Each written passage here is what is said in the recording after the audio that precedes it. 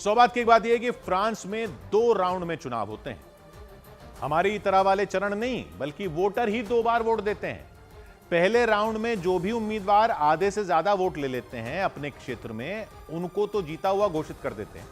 लेकिन अगर सबसे आगे जो रहा अपनी कॉन्स्टिट्यूएंसी में, अगर उसको आधे से ज्यादा वोट नहीं मिलते तो एक बार और वहां वोटिंग होती, और दूसरे राउंड में सबसे पहले तो वो लोग बाहर कर दिए जाते हैं जिनको 12.5% से कम वोट मिले पहले राउंड में, और सिर्फ वही उम्मीदवार बचते हैं जिनको 12.5% से ज्यादा वोट मिलते हैं, चाहे वो किसी भी नंबर पर रहे हो, पहले, दूसरे, तीसरे, चौथे, किसी भी नंबर पर रहे हो, उनको दूसरे राउंड में मौका नहीं मिलता। उन्हीं को मिलता है जिनको 12.5% से ज्यादा वोट मिलते हैं। अब चाहें तो दूसरे और तीसरे नंबर वाले गठबंधन कर लें और अपने वोटरों से कहें कि पहले नंबर वाले को हराना है तो हम लोग मिल गए हैं, आप हम लोगों के ज्वाइंट कैंडिडेट को वोट दे दो।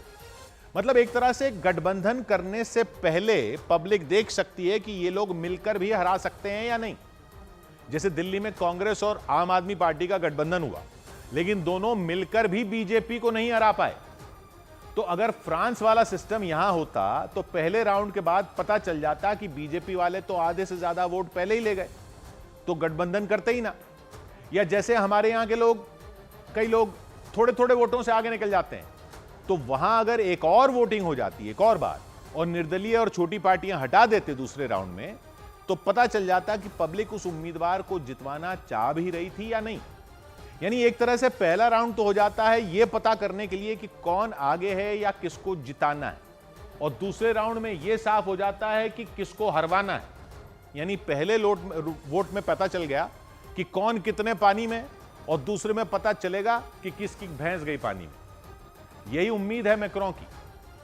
मैक्रों को यही उम्मीद है कि पहले राउंड में तो मरीन ला पेन की पार्टी आगे हो गई, दूसरे नंबर पर लेफ्ट वाले हैं, तीसरे नंबर पर मैक्रों की पार्टी। अब दूसरे राउंड में लोगों को तय करना है कि लेफ्ट पार्टियों और मैक्रों की पार्टी में किसी एक को चुनकर मरीन ला पेन की पार्टी को हरवाएं, या मरीन ला पेन के साथ ही आधे से ज्यादा वोटर हो जाएंगे। बहुमत का डबल टेस्ट। 100 बात की एक बात।